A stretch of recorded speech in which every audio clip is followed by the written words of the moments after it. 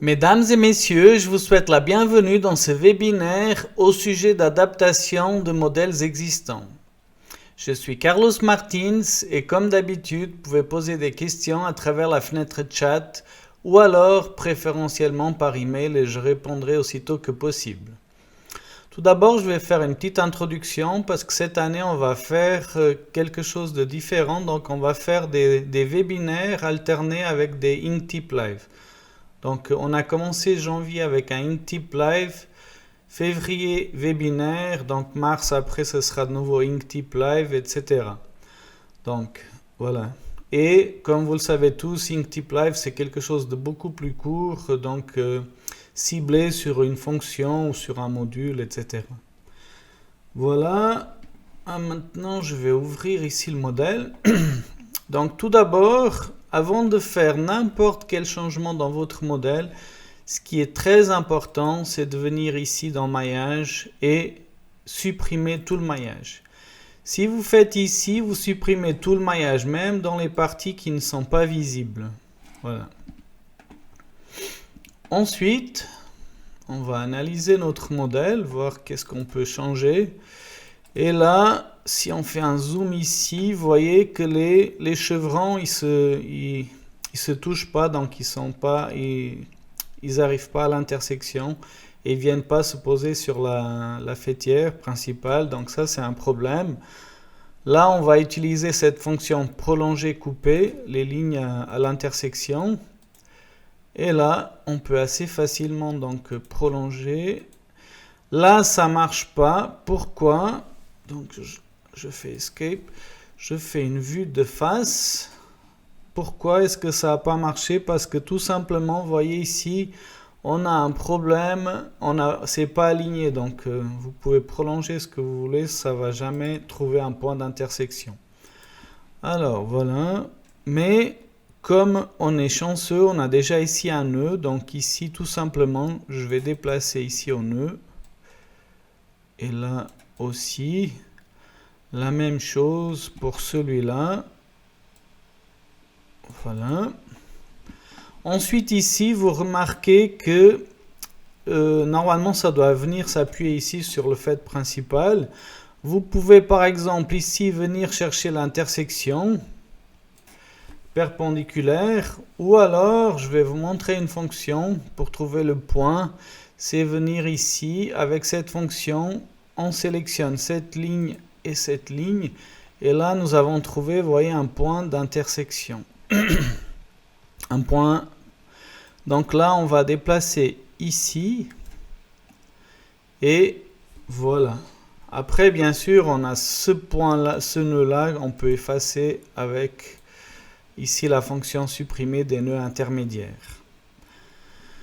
La même chose ici, comme vous pouvez voir, là on a plusieurs nœuds donc qui ne sont pas importants pour notre calcul. Donc vous pouvez avec cette fonction supprimer les nœuds intermédiaires. Si on clique dessus et on sélectionne tout, automatiquement il nous a éliminé les nœuds intermédiaires qui ne sont pas utilisés, qui ne sont pas utiles.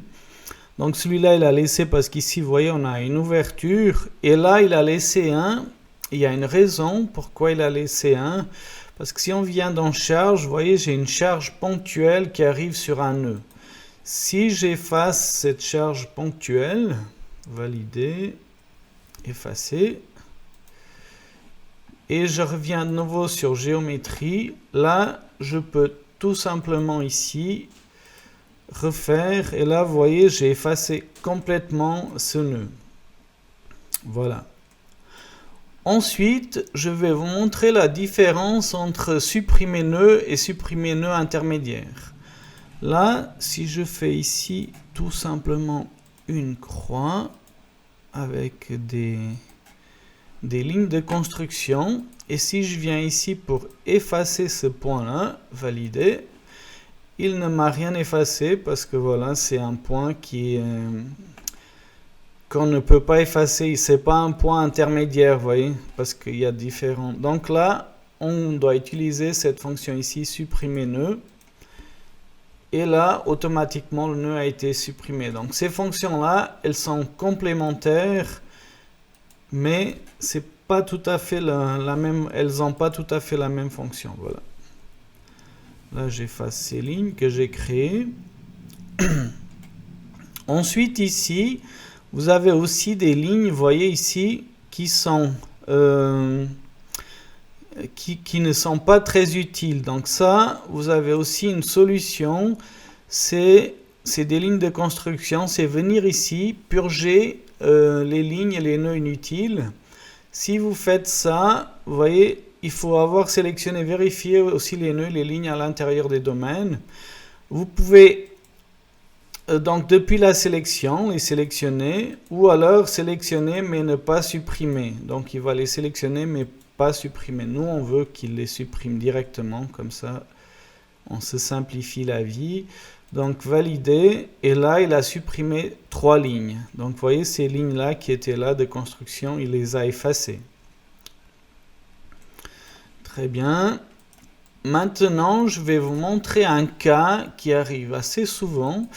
Donc c'est quand vous voulez, imaginons, déplacer ce mur parce que l'architecte il l'a déplacé à l'intérieur.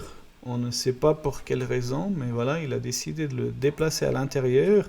Et donc, pour changer ça dans votre modèle, vous avez peut-être tendance à venir, à sélectionner votre mur et faire ici tout simplement déplacer. Si vous faites déplacer, là je vais dire qu'il est à l'axe de ce mur. Donc vous voyez ce qui s'est passé quand j'ai cliqué déplacer. Donc lui il a déplacé toute cette partie en bas aussi parce que c'est des nœuds communs aux deux parties. Donc voilà, c'est pour ça qu'il a déplacé. Là dans ce cas-là, je préconise plutôt d'utiliser cette fonction. Là, sélectionner. Je préconise d'utiliser plutôt la fonction détacher. Si on fait détacher, là, on va détacher au milieu, voilà, ici. Là, nous avons déplacé ici notre mur et cette partie-là, elle est restée telle qu'elle. Ensuite, nous n'avons plus qu'à adapter ici le modèle. Je dois faire un zoom. Toujours mieux de faire un zoom pour bien sélectionner ce que vous voulez. Voilà. Et là, je vais tout simplement déplacer ces nœuds ici. Voilà. Là, j'ai déplacé. Ensuite, il ne me reste plus qu'à éliminer ces coins. Une des manières les plus simples, c'est de venir ici avec la fonction subdiviser domaine, sélectionner ce domaine, celui-là, valider, et là, sélectionner la ligne d'intersection. Voilà, là, ils disent que certaines lignes n'entrecoupent aucun domaine. Ça, c'est parce que, vous voyez, j'ai sélectionné celle-là et celle-là, il m'a sélectionné toutes les 4 lignes ici. Mais vous pouvez faire continuer, donc il m'a quand même séparé. Et là, tout simplement, je vais effacer ces lignes. Et voilà, nous avons ici notre modèle. Comme vous voyez ici, on a toujours aussi un nœud intermédiaire. Vous pouvez aussi l'effacer tout simplement de nouveau. Voilà. Maintenant que nous avons fait cela, nous avons ici maintenant un petit problème au niveau de la toiture. Vous voyez ici qu'elle n'a pas la même inclinaison. Donc ici, on va aussi corriger la toiture. Là, pour le faire assez rapidement, je vais vous montrer une astuce. On aurait pu ici trouver un point commun, etc. Tout de suite tracer une ligne. Mais je vais vous montrer une façon assez facile. Là, on va faire un mur, tout simplement. Peu importe la hauteur. Je prends un point commun ici et j'appuie sur Shift. Ensuite, ici, j'ai le même alignement et je viens ici sur ce nœud. Et voilà. Là, j'ai créé un mur. Ce mur, là, on a déjà un nœud pour savoir la bonne hauteur. Mais au cas où vous désirez avoir deux nœuds, donc ici je vais, à travers cette fonction intersection de domaine, je vais ici sélectionner le domaine, pardon, celui-là, et ici, pardon, et celui-là, comme ça c'est plus facile à sélectionner. Vous voyez ici, j'ai trouvé un point d'intersection là entre mon chevron et le domaine, ou ma poutre et le domaine. Ensuite, j'ai plus qu'à venir ici et prendre une ligne directrice horizontale, valider, et là j'ai une ligne directrice horizontale. Ensuite, j'ai plus qu'à déplacer ces éléments-là. Je les sélectionne tout d'abord. Voilà. Valider. Et là, je vais déplacer, c'est juste.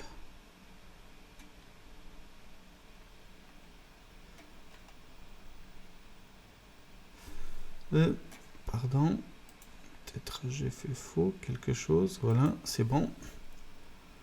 Là, j'ai déplacé. Donc ici, maintenant, il ne me reste plus qu'à effacer ce mur que j'ai créé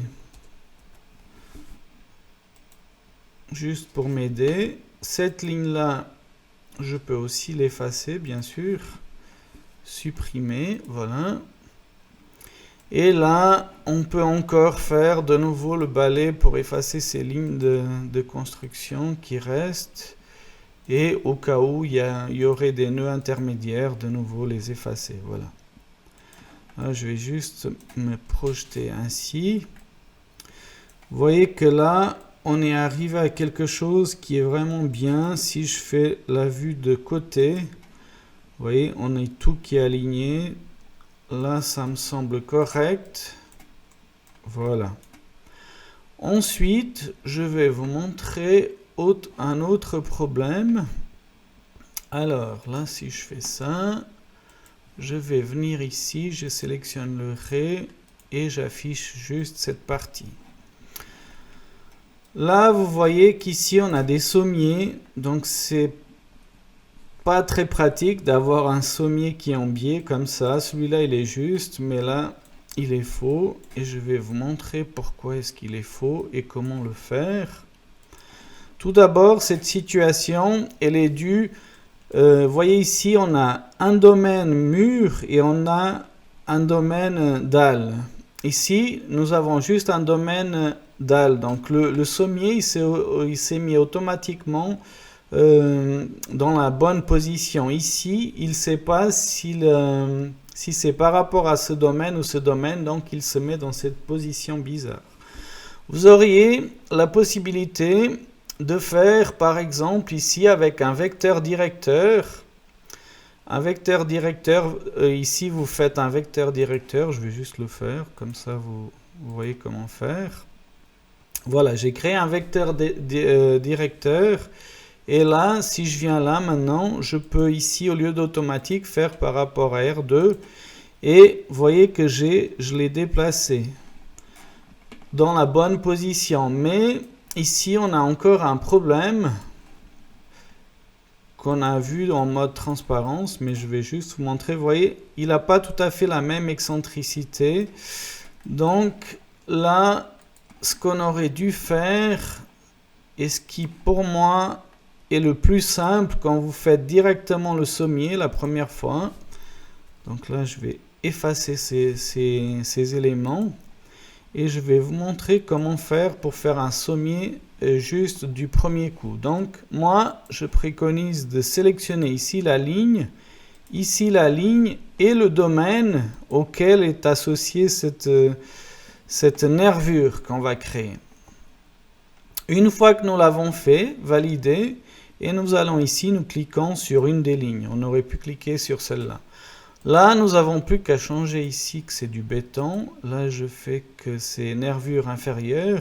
Et pour les caractéristiques, c'est plus simple. Je vais prendre là, comme ça c'est plus rapide. Je fais valider. Là, vous voyez que ça me semble déjà tout correct. Si je viens maintenant dans la vue rendue, là, vous voyez qu'on a les sommiers qui sont justes. Voilà. Ça, c'est bien comme ça. Maintenant, on a un autre problème à corriger. Si on va dans les charges, d'abord, je vais ici vous montrer. Donc ici, maintenant, depuis la version X7, je crois que j'ai déjà parlé dans d'autres webinaires, mais si on clique ici sur 4 charges poids propres, on a ce symbole qui apparaît. Et donc, tous les éléments que vous allez créer, ils auront automatiquement un poids propre. Voilà. Maintenant, je vais ici regarder la partie qui nous intéresse d'une surcharge ici.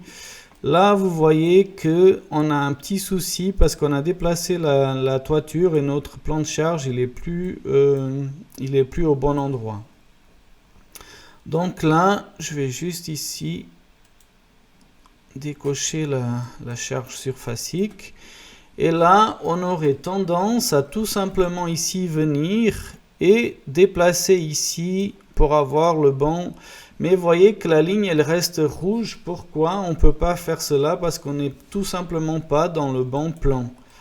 Donc ce plan-là, ce n'est pas le même que celui-là. Et donc, on doit changer cela. Pour cela, je vais mettre la vue de côté. Comme ça, c'est beaucoup plus simple à sélectionner. Et là, je peux venir ici, par exemple, dans charge. Ça, c'est activé. Je désactive, c'est plus simple. Je sélectionne ici cet élément-là. Et ensuite, ici, je vais faire une rotation. Je vais faire tourner cet élément pour qu'il soit défini de manière juste. Voilà. Et là, vous voyez qu'il est défini de manière juste. Je mets vue en perspective. Et là, si on vient maintenant ici, on peut tout simplement déplacer. Là, il me laisse déplacer au bon endroit, donc mon plan de charge. Là, la même chose ici à faire. Et ici, la même chose. Voilà.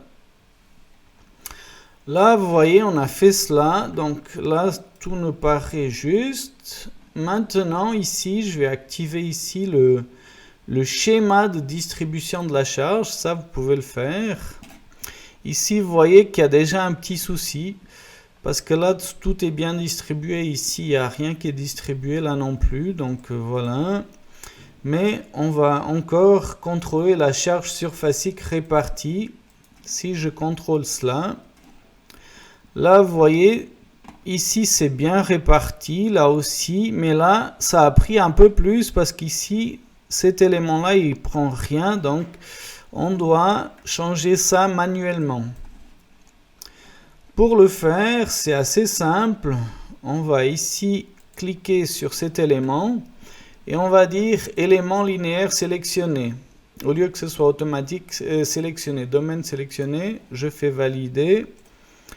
Et là, il faudra qu'on sélectionne tous les éléments qu'on veut prendre en considération. Voilà.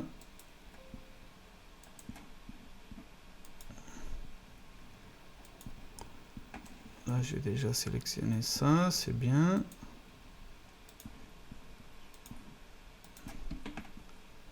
Voilà. Voilà, maintenant je peux faire valider. Et là, vous voyez que la répartition, maintenant, elle est juste. Ici, j'ai une partie qui a pris la moitié. Donc là aussi, donc là, on a une répartition juste. De l'autre côté, on n'est pas encore juste. Mais voilà, c'était juste pour vous montrer. On ne va pas corriger de l'autre côté non plus. Comme ça, vous avez un aperçu de qu'est-ce qui se passe. Voilà.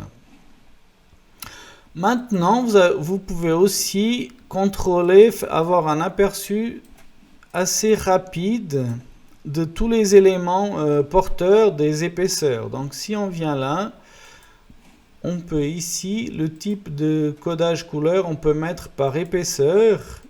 Et là, avoir un aperçu des épaisseurs. Et là, on voit quelque chose de bizarre. Ici, on n'a pas la même épaisseur que là. etc. Là non plus. Donc peut-être ici, on a un petit souci. Il faudrait peut-être mettre tout à la même épaisseur, par exemple. Donc là, je vais remettre comme c'était avant, par défaut. Et là, je vais vous montrer une fonction qui est assez pratique pour sélectionner justement ces murs, pardon. Donc là, ici, à travers, tout d'abord, je dois venir ici et sélectionner sélection basée sur plusieurs critères. Et là, je peux activer ma fonction Shift étoile. Shift étoile. Voilà. Et je fais mur. Ensuite, je vais faire la sélection du matériau. MB. Ensuite, je fais l'épaisseur. Épaisseur domaine. Et puis là, je fais donc inférieur, supérieur 150 mm. Enter. Et là, automatiquement, vous voyez, il nous a sélectionné les éléments qui ont 20 cm. Là, à travers cette fonction, je peux mettre en évidence ces murs. Bien sûr, ici, on a la poutre parce qu'elle est liée à cet élément-là. Mais c'est pas très grave. Et là, une fois que nous avons ça sélectionné, vous pouvez tout simplement cliquer ici sur n'importe lequel et ici changer l'épaisseur, par exemple à 150, valider. Et là, automatiquement, tous les éléments, ils ont 150 mm d'épaisseur. Donc, c'est assez simple à changer l'épaisseur des murs et aussi à travers le filtre de sélection. Ensuite, nous sommes prêts à faire un maillage. Un maillage, voilà, je vais faire maillage vite fait. Et ensuite, lancer le calcul assez rapidement. Et là, au bout de quelques secondes, nous avons le calcul qui est réalisé. Et là, je vais juste vous montrer ici le modèle. Bon. Là, on a le modèle, mais ce n'est pas ça que je veux vous montrer. Si on va maintenant dans le navigateur de tableau, où vous appuyez F12 sur le clavier, là, ce que je veux vous montrer, c'est ici les charges non équilibrées. Donc là, ici, vous avez un résumé de toutes les charges que vous avez par rapport à l'axe global. Donc ici, vous voyez, vous avez tout ce qui est poids propre, les forces qui arrivent, donc surcharge, etc. Et ici, vous avez la coordonnée en X et Y de où est appliquée cette résultante. Voilà. Donc, pour aujourd'hui, on a vu ce que je voulais vous montrer. Donc, prochain webinaire, comme d'habitude, vous pouvez vous abonner à notre page YouTube, ainsi vous recevez des notifications chaque fois que vous avez une nouvelle vidéo.